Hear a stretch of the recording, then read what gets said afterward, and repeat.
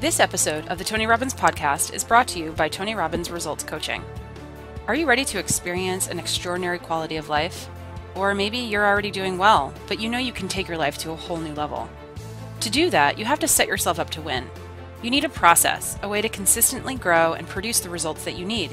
That's what a Tony Robbins Results Coach can do for you. Whatever area in your life you want to change, your relationship, your health, your career, or your business, coaching is one of the most valuable tools you can have. It's an investment in yourself, and it can yield some of the highest returns.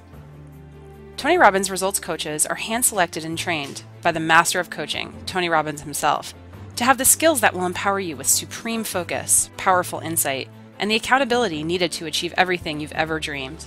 To help you get started, Tony is offering podcast listeners a free results coaching strategy session with one of his top coaches. It's a $200 value, and you're getting it for free. Visit TonyRobbins.com/results. Schedule that free session today.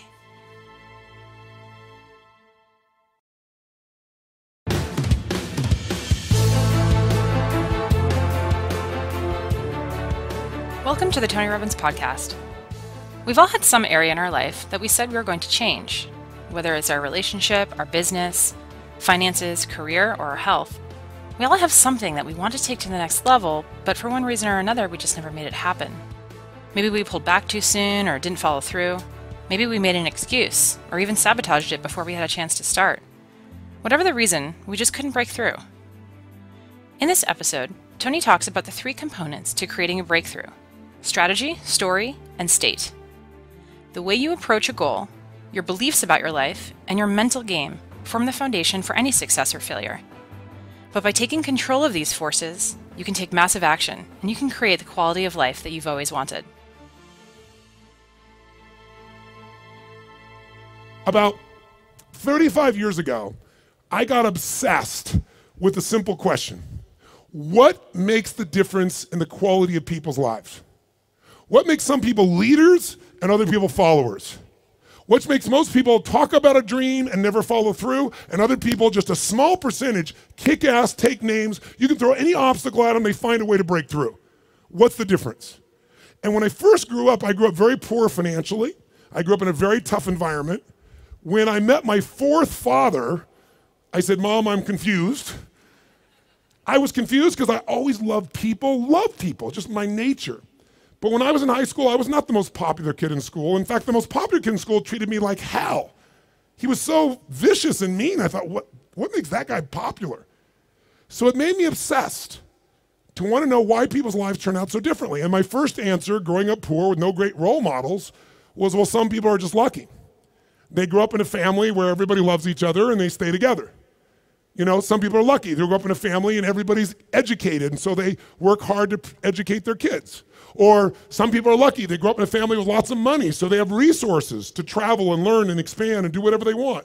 And as much as I wanted to believe that story, that some people are just lucky, that they had a better family, when you pay attention and you're even slightly honest with yourself, that story doesn't hold up, does it?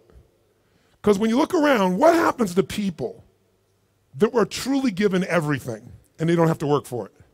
What happens to the person who's born and they got total love and support from their family? They have total financial abundance. They don't have to worry about it whatsoever. They got all the great education. What happens to the majority of those? Not all, but the majority of those people don't build any muscle. They're not hungry because everything was given to them, so they don't have any hunger that could give them drive. Which, if you ask me, Tony, what's the single most important key to success above anything else? It's not talent, it's not skill, it's hunger. If you get enough hunger going in you for an answer, you'll find the answer. If you get a hunger enough inside of you that says, I got to take things to a next level, I got to achieve, I got to make a difference, I got to expand, you will find the answer.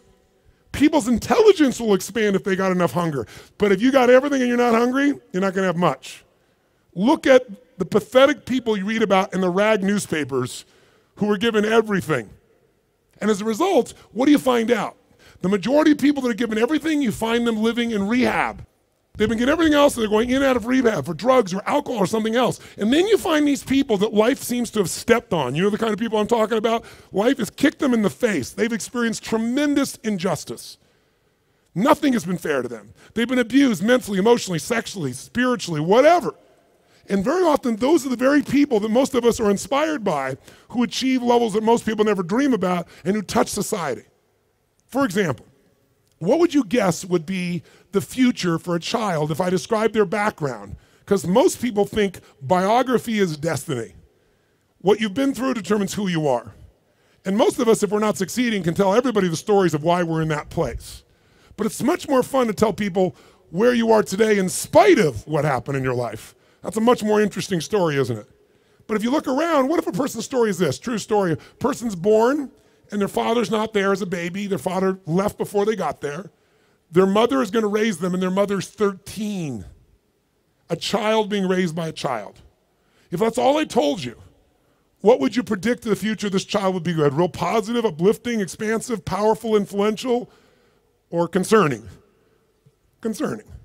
What if I said this 13-year-old mother didn't know what to do with this baby and was overwhelmed, so she gave the baby most of the time to her grandma, who had lots to deal with?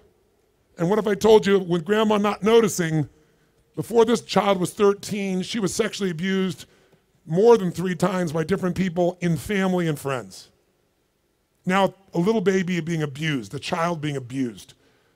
What's the future? Doesn't look too bright, does it? What if I told you at 13, when the baby turned 13, this baby became exactly like her mother and became pregnant as well? Followed exactly in her mother's footsteps.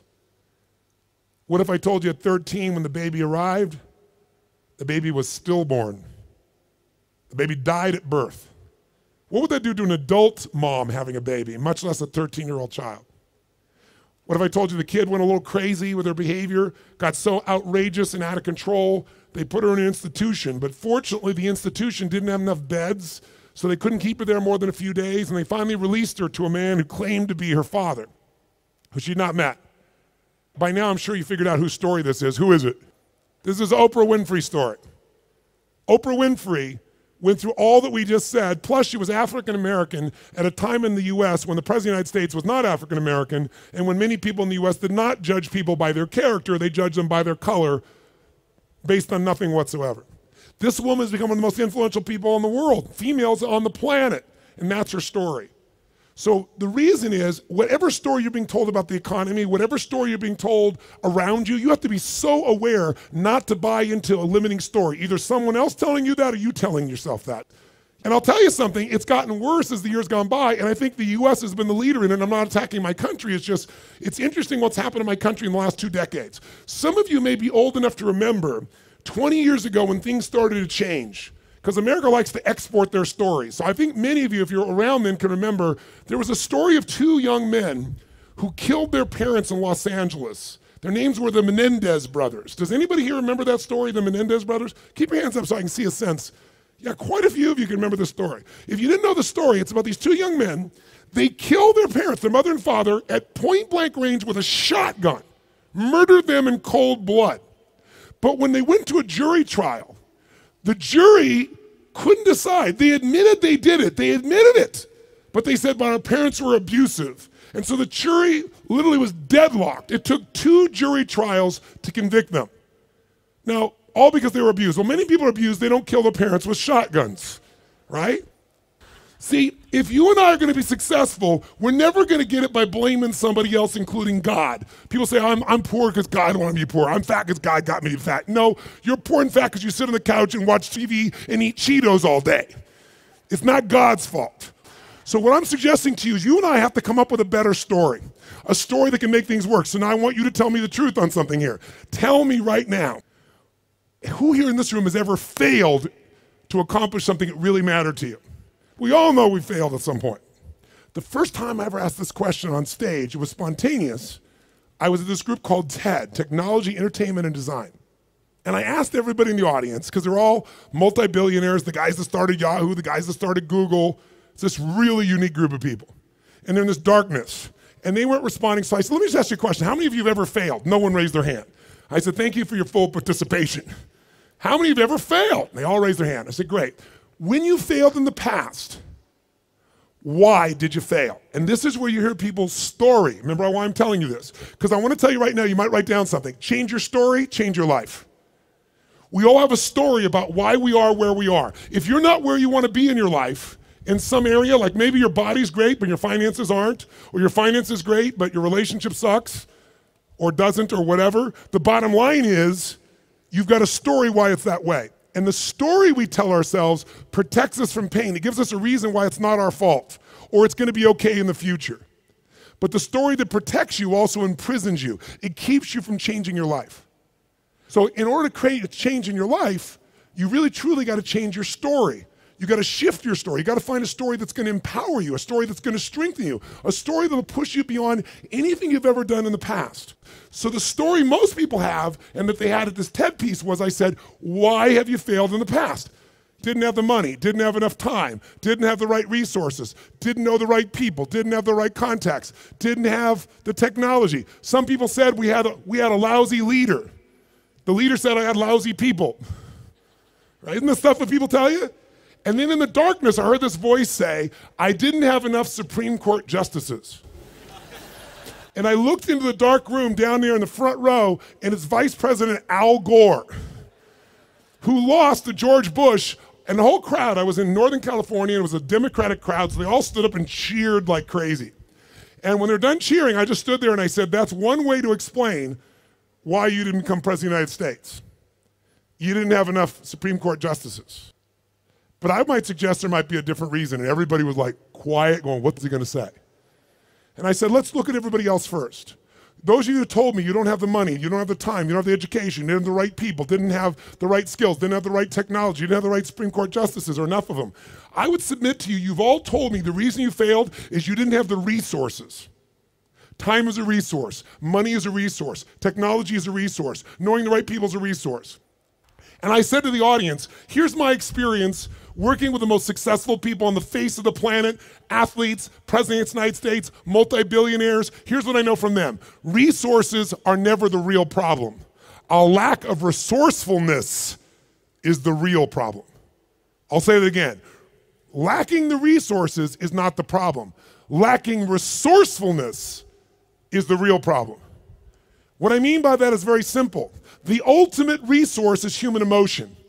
What starts wars? Is it logic? Hell no, it's emotion. What makes you get married or get divorced? It's emotion. What will make you stay up all night, work to build your business? Emotion. What will make you give up? Emotion. If you don't master your emotion, if you don't become resourceful, then you're gonna think the problem is resources. Because I'm here to tell you, every great person I know didn't have the resources, but they got them because they're resourceful. And what that means is, if you're creative enough, creativity is an emotional resource, can you find an answer to the problem, yes or no? If you're determined enough, can you find the money that you don't have, can you find it, yes or no? If you care enough and get other people to care with you, can you get them to help you, yes or no? If you are bold enough, if you're strong enough, if you're disciplined enough, can you get yourself to do things other people cannot find a way to do, yes or no? See, the ultimate resource is resourcefulness. And I tell you that, my friends, because I grew up with no resources, but I became very resourceful, and that's why I have the privilege to be with you today. And I said, so are you, Mr. Vice President? I watched you speak last night, and the previous night he'd spoken to this Who's Who crowd, and he had spoken on the inconvenient truth. And it was the first time he did that speech that they made into a movie. And he was so passionate. And you never saw him passionate, but he was passionate. He grabbed everybody. People liked him, people didn't like him. I said, listen, let me tell you something. You said you didn't have enough Supreme Court justices? Here's the truth. I watched the debate with you and Bush. I wanted to vote for you, but I couldn't. There wasn't any energy. There was just ego there. I said, I watched those debates. I said, if the guy that was up here last night was the guy in those debates, you wouldn't need the Supreme Court justices. And the whole crowd went berserk. They started clapping, standing ovation, and he came over and gave me a little high five and said, you're right. And we became good friends out of it.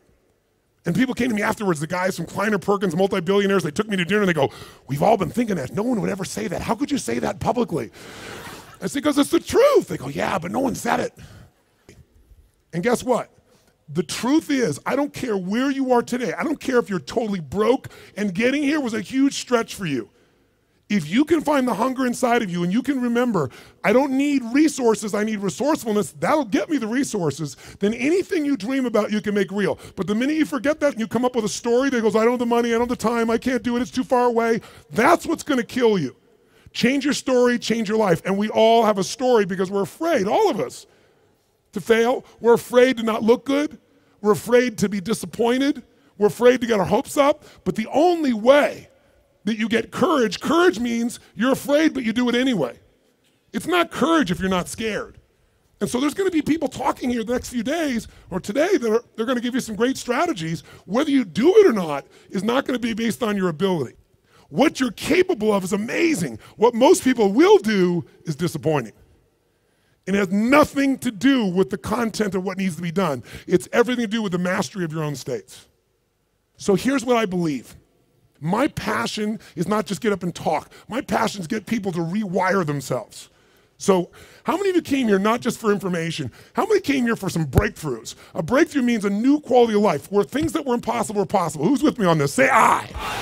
So let me give you 3 keys to a breakthrough.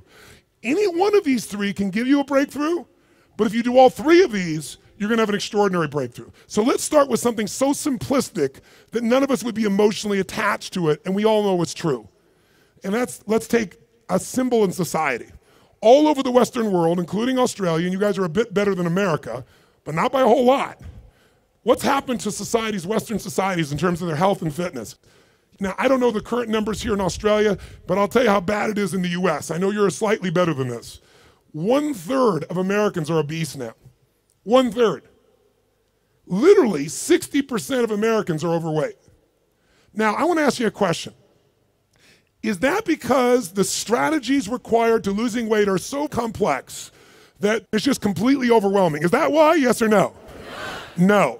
However, if you have the wrong strategy, you're guaranteed failure, even if you're motivated and driven and excited. Is that fair to say? Like, I can remember a few years ago when on the cover of Time magazine was a diet called the Atkins diet.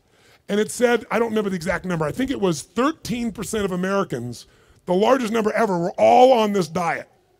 Now, if you knew anybody who was on the Atkins diet, of course you'd lose weight. First, the number of calories you took came down, but second of all, you ate such an acidic diet that you literally had to pee on a stick so you wouldn't go into acidosis. And if you ever smelled the breath of someone on that diet, you wanted to stay as far away as you humanly could be. Now, that's not too hard to figure out, that if I got to pee in a stick so I don't go into acidosis and my breath is this bad, this may not be a sustainable approach to losing weight. But everybody did it. So if you have the wrong strategy, it's not going to work. So let me give you 3 things in reverse order of importance, okay? Reverse order, least important first. If you want a breakthrough, one of the things that give you a breakthrough is a strategy. A new strategy could change everything. Does that make sense? A new way to do something. If you come up with the right strategy, it could save you a decade. It could save you 5 years. And one reason to come to a seminar like this, in my opinion, is to gather up as many strategies as you can. And what I want to do in just this short little time I have with you is see if I can give you some strategies that'll give you breakthroughs in whatever you want to go after. Some real quick strategies that really work. What is a strategy? It's a specific way to do something that if you do it that way, you get the result every time. Let's think about a strategy like a recipe.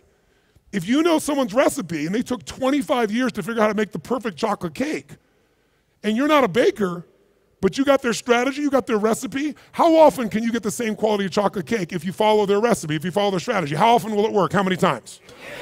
Every single time. That's the beauty of a strategy. So there's going to be a lot of strategies available to you here during this course. I'd be listening and find the strategies that appeal to you most. But I'd submit something to you, my friends. I'm a strategist. I'm a business and life strategist. I'm always finding the little thing that'll change it all. I'm obsessed by it. And I filled up my events with them. But I know something about strategies. You can give someone the perfect strategy, and they can still not do it. They can even know it's the right strategy and still not follow through. That's why the problem in our society is not a lack of strategies. If I said to you right now, okay, we got to lose weight, and we're in downtown Brisbane, and we were to walk 10 blocks, how many places would we pass within 10 blocks that could help you to lose weight, for example, or get fit or get strong? How many?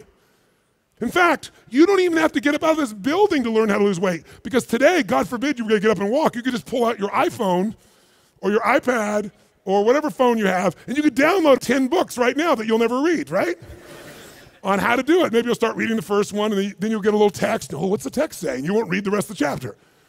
How many trainers are there in the Brisbane area that could get you fit and strong? Are there plenty, yes or no? Yes. So Is it a strategy problem, do you think? No. So don't get me wrong, I believe strategy is invaluable, but strategy without the next two is basically worthless in my experience.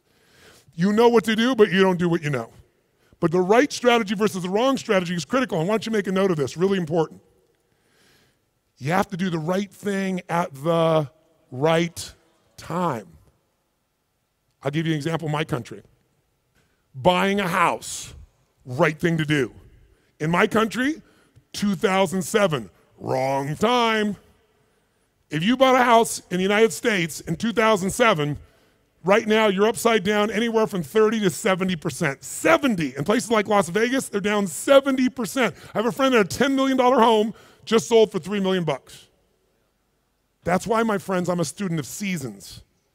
That's why you have to understand and become so incredibly bright and aware as to what's really going on. So when someone tells you the strategy, you go, is that really right now? Because they'll show you a strategy that worked. The question is it working now? You want someone who's done it and is doing it.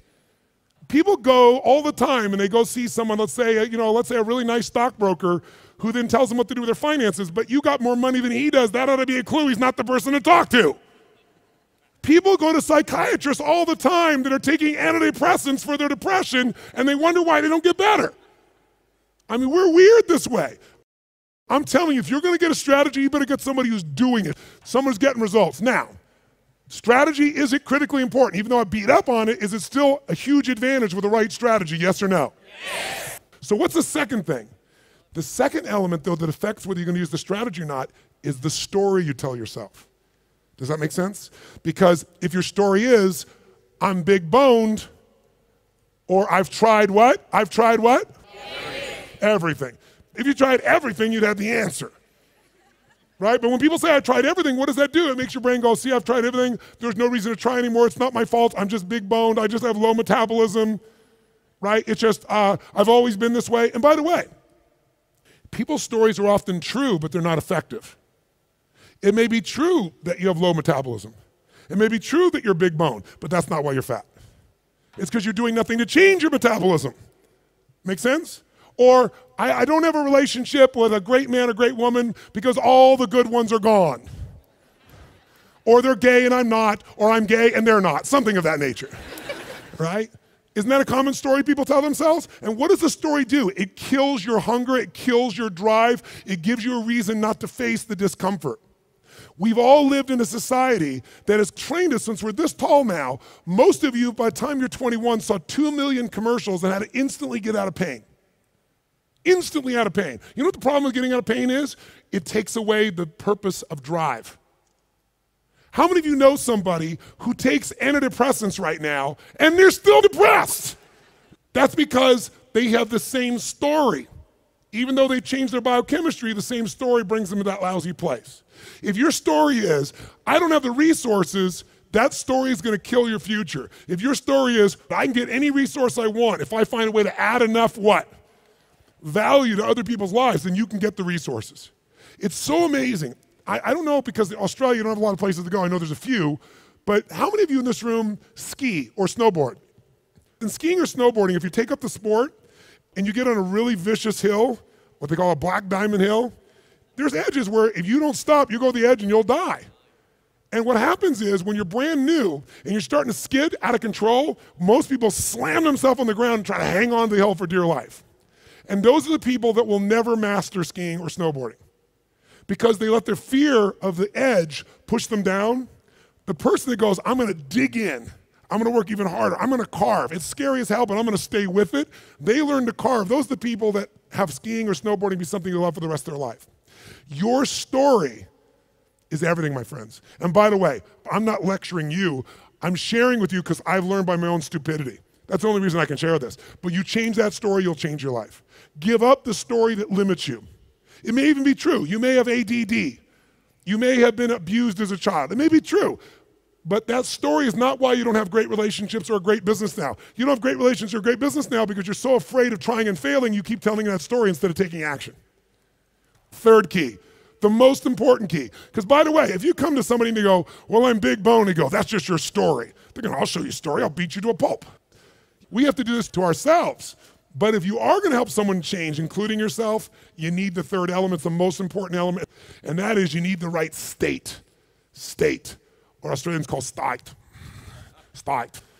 If you're going to have the right state, then what you have to understand is your state determines how you think and feel, right? How many of you in this room can remember a time when you got really angry at somebody? Did you ever notice when you're really angry at somebody, suddenly you remember everything they've ever done?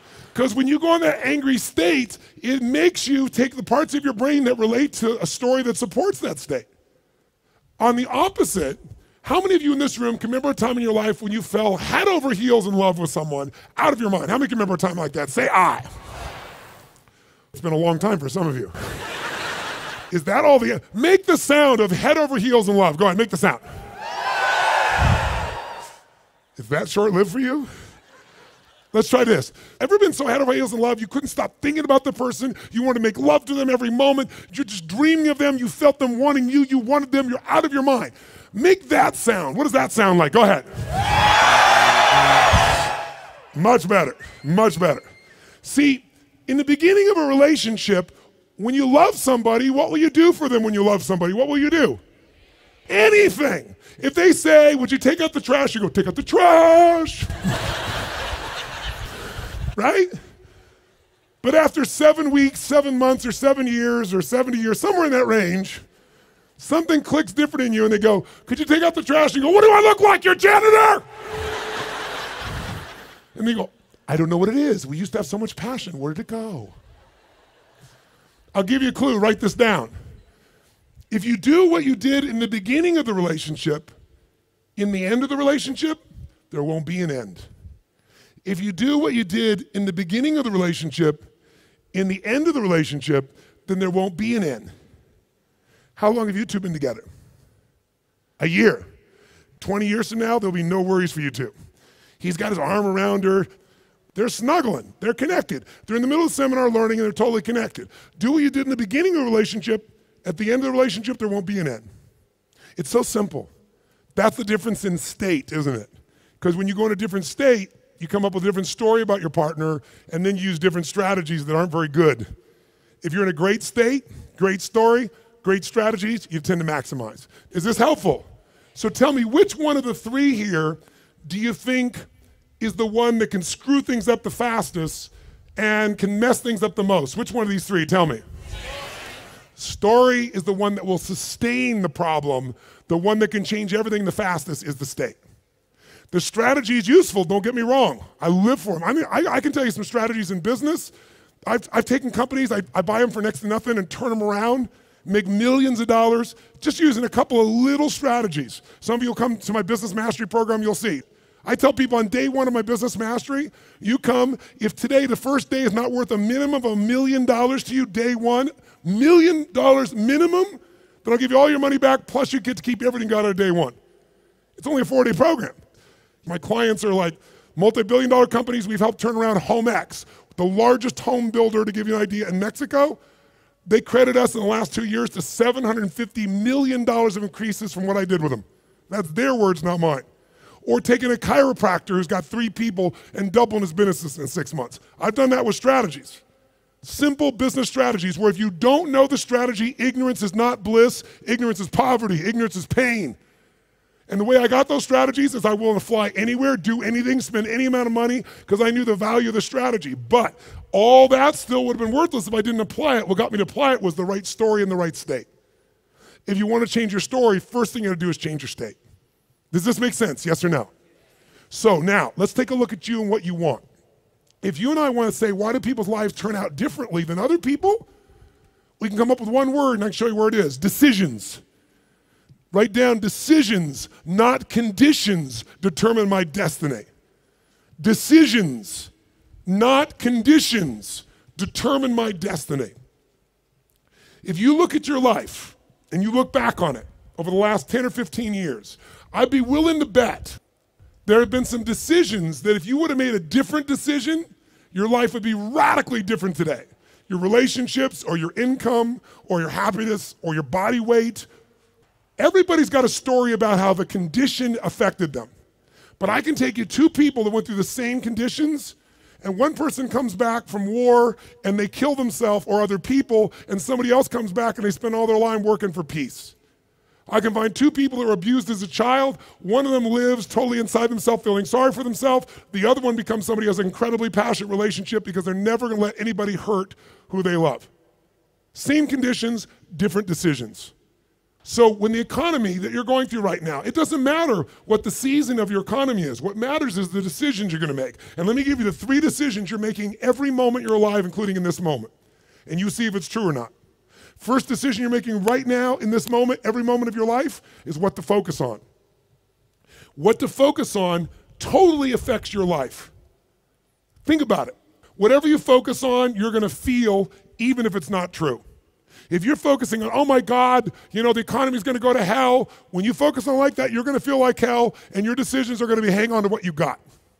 If you're focusing on, everybody's scared to death, this is a perfect time for me to find an ultimate advantage, because during times of maximum pessimism is when you can do the best.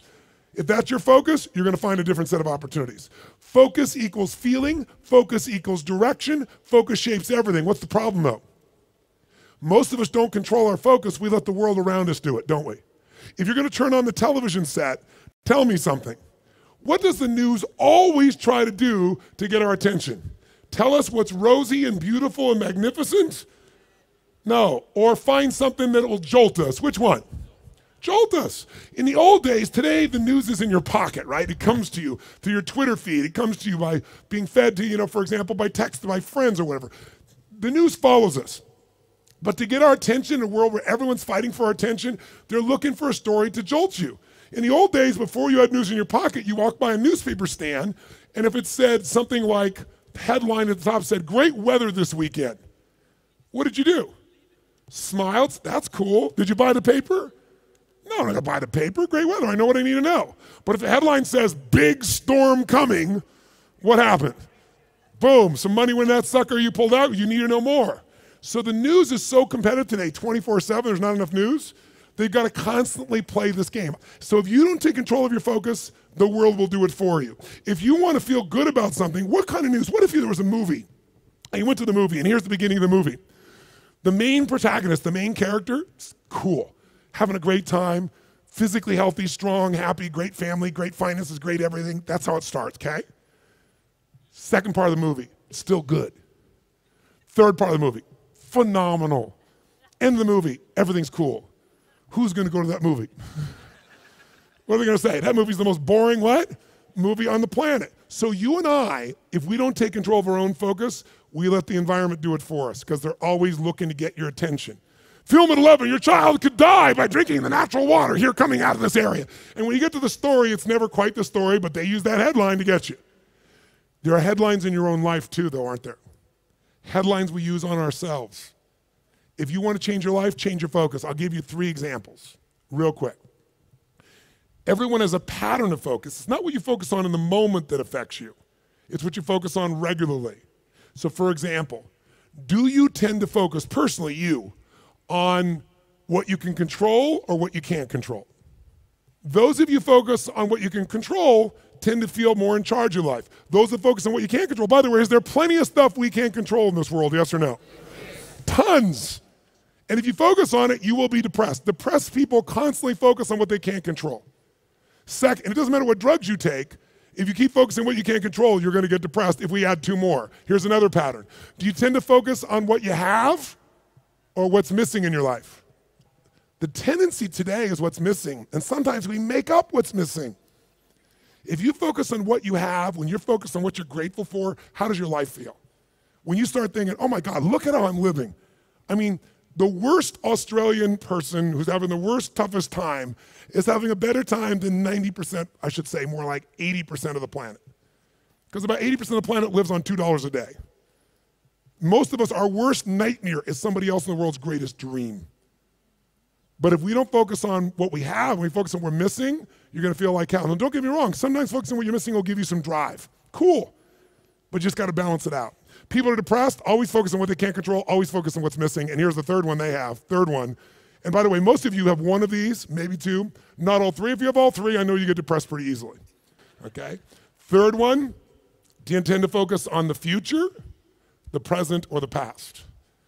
Now, we all do all three, right? But which one do you tend to put more focus on, the future, the present, or the past? What is it for you? Just say it out loud, quick. Future. Now, in this room, you hear a lot of the future, which in my country is called future. And most of you came here because you're interested in the future, aren't you? Isn't that why you came here? That gives you an advantage, doesn't it? Because most people tend to look at the past.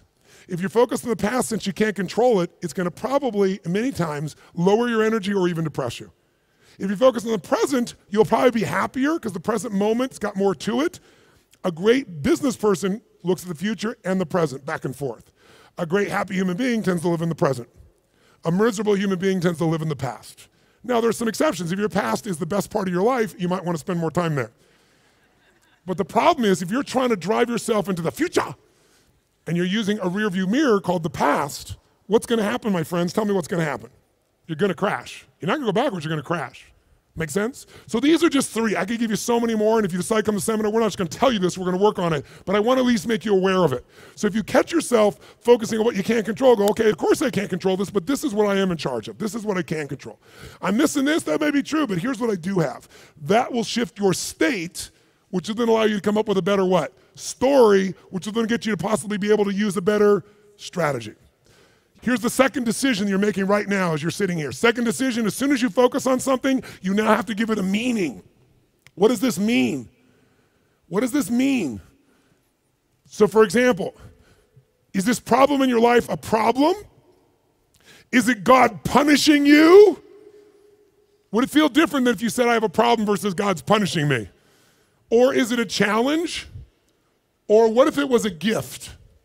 What if this problem was truly a gift? Would it change how you felt, the state you're in, the strategy you would find, versus if you thought this was a curse?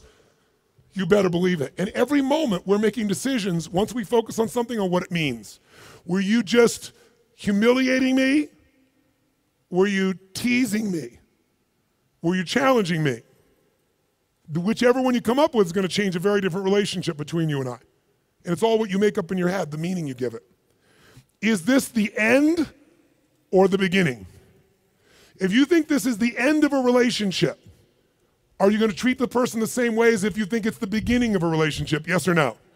If you think this is the end of your career, the end of opportunities to invest versus the beginning of them, then your whole experience is different. If your economy really were to take a huge explosion and take a huge drop down, it would be one of the greatest opportunities of your life.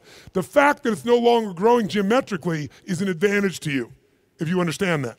Because by the way, you make more money when things burn down than when they grow because they burn down faster. Takes years to build the towers in New York, burn them down in a couple hours.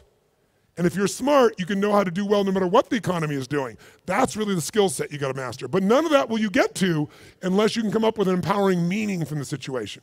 That's what makes somebody successful. What makes Oprah Oprah is she focused on what she could control. Oprah focused on what was possible, what was in the future, and how she could do something right now to make it happen. Oprah mastered meaning. She didn't say, I'm African American, I'm poor and I'm broke and I have no resources. She goes, I'm a tower of power and I'm going to find the way to make this world change. Those belief systems got her, those states and beliefs, to the strategies that made her Oprah. Make sense? So the piece here is meaning. What does it mean? And then the third decision you're making right now, and again, when I say you're making it, be honest. You may not be making these decisions consciously. They may be being made in your unconscious just habitually because you're not paying attention. That's why you and I want to change our life. We got to wake up. So we decide what we focus on, we decide what things mean, and then the third decision, we decide what to do. What to do. Do I quit or move forward? Do I go interview this person and figure out what they know, or do I just go home and have lunch? Do I enroll in this course so I keep growing, or do I go home and say, let's just see how I do? Your decisions are going to be affected. Do I stay married or do I get divorced? Do I walk up to that person and say, I want to meet you, or do I just stay here and go, maybe it's not the right time? Your decisions of what to do are powerfully shaped by the emotions you were feeling, and the emotions came from the meaning. The Tony Robbins podcast is directed by Tony Robbins and hosted by Anna Yorg. Carrie Song is our executive producer. Tyler Culbertson is our associate producer. Jamie Carvajal and Adriel De La Torre are our digital editors. Special thanks to Diane Adcock and Mary Buckheit for their creative review. Copyright Robbins Research International.